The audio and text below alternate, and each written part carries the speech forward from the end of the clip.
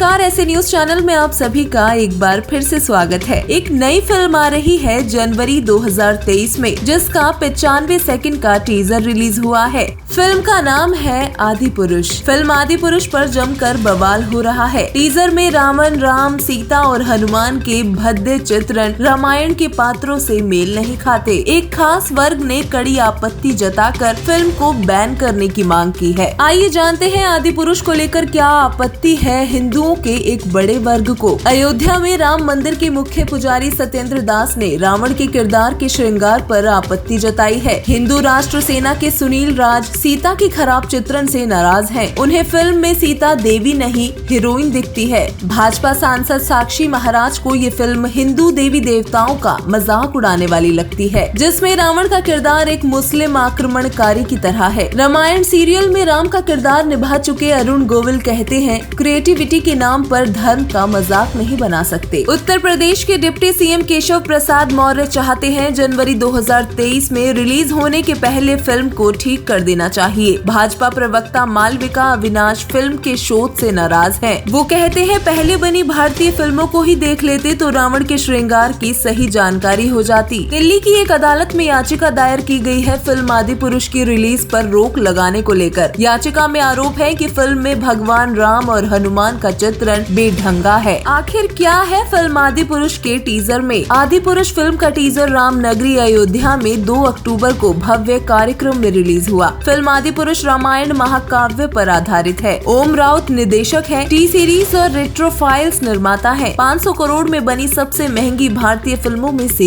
एक है। आधुनिक वीएफएक्स विजुअल इफेक्ट्स का भरपूर प्रयोग किया गया है। हिंदुओं को लगता है निर्माताओं ने फिल्म बनाने के पहले शोध कार्य ठीक से नहीं किया या जानबूझकर भारतीय संस्कृति को विकृत करने पर तुले हैं। फिल्म में अयोध्या के राजा श्री राम को आदिपुरुष बताया गया है। सात्विक भक्त हनुमान जी को चमड़े का पट्टा लगाए बिना दाढ़ी मूंछ के दर्शाया है, जबकि मर्यादा पुरुषोत्तम राम चमड़े के पट्टे और आधुनिक जूते पहने हुए हैं। पुष्पक विमान की जगह रावण एक विशालकाय पक्षी पर बैठे हैं। कुल मिलाकर फिल्म पूरी तरह से पारंपरिक सोच से उलट है। क्या अयोध्यापति श्री राम है आदिपुरुष? यदि नहीं तो कौन है? सूत्रों का कहना है फिल्म में श्री राम को आदिपुरुष बताया है। क्या वास्तव में श्री राम ही आदिपुरुष है? हिंदुओं के पवित्र शास्त्र वेद, गीता, पुराण ही इस प्रश्न का सही उत्तर दे सकते हैं। पवित्र शास्त्र आध्यात्मिकता का संविधान है। शास्त्र परम पिता परमात्मा के गुणों से अवगत कराते हैं, सही उपासना का संकेत देते हैं। त्रेता के श्री राम और द्वापर के श्री कृष्ण वास्तव में श्री विष्णु के अवतार हैं। नियत कार्य करने के लिए माँ के गर्भ से अवतार लेते हैं। कार्य सिद्धि के उपरांत 5 तत्व के भौतिक शरीर को छोड़कर मृत्यु उपरांत विष्णु लोक में चले जाते हैं। पवित्र श्रीमद् देवी भागवत पुराण, पवित्र शिव पुराण और श्रीमद् भगवत गीता जी से ज्ञात होता है श्री ब्रह्मा विष्णु और श्री शिव देवी दुर्गा और काल ब्रह्म के पुत्र हैं। इन सब का जन्म मृत्यु होता है। देवी दुर्गा के नाम प्रकृति, अष्टंगी, माया भी है। पति पत्नी संबंध से काल प्रकृति के गर्भ स्थान में बीज स्थापना करता है। इसी से सर्व प्राणियों की उत्पत्ति होती है। विचार करें, जब विष्णु, उनके भाई, माता पिता जन्म मृत्यु में है, उनके अवतार श्री राम भी कौशल्या माता के गर्भ से पैदा होते हैं। सरयू में जल मग्न होकर प्राण त्यागते हैं, तो क्या वो आदि पुरुष हो सकते हैं? आदि पुरुष ने सर्व सृष्टि की रचना की है। आदि पुरुष तो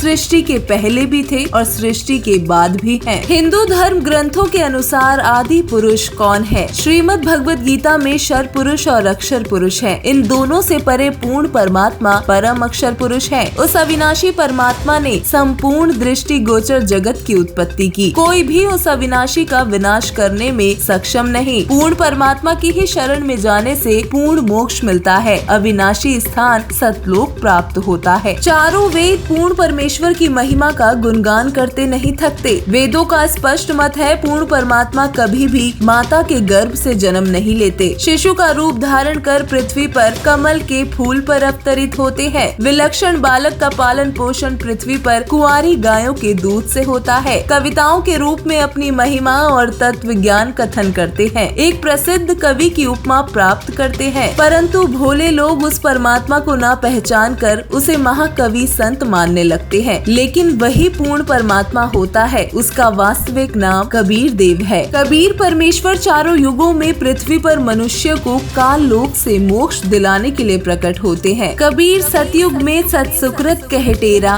त्रेता नाम मुनिंद्र मेरा, द्वापर में करुणामय कहाया, कलयुग नाम कबीर धराया।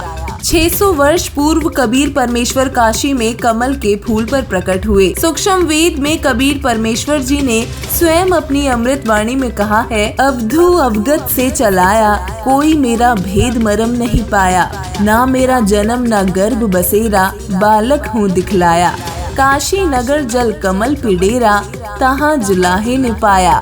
आइए अब जानते हैं कैसे पहुँचे आदि पुरुष कबीर परमेश्वर तक। आज कबीर परमेश्वर की गुरु शिष्य परंपरा के वर्तमान सदगुरु रामपाल दास जी महाराज पृथ्वी पर विराजमान है। वो वेदों और श्रीमद् भगवत गीता में बताए पूर्ण तत्वदर्शी संत की अवधारणा को पूरा करते हैं। वेदों के अधूरे वाक्य को पूरा करके विस्तार से बताते हैं। उनकी शरण में जाकर पूर्ण परमेश्वर के परम पद सतलोक की खोज पूरी होती है। साधक मर्यादा में रहकर गीता के मंत्र ओम तत्सत के अनुरूप सद्भक्ति करके पूर्ण मोक्ष को प्राप्त होता है। स्वर्ण युग प्रारंभ हो चुका है। लाखों पुण्य आत्माएं संत रामपाल जी को तत्वदर्शी संत पहचान कर सद्भक्ति कर रहे हैं। सांसारिक सुखों और आध्यात्मिकता का भरपूर आनंद उठा रहे हैं। आप भी अविलंब सद्गुरु रामपाल जी महाराज जी से नाम दीक्षा लेकर अपना कल्याण करवाएं। धन्यवाद।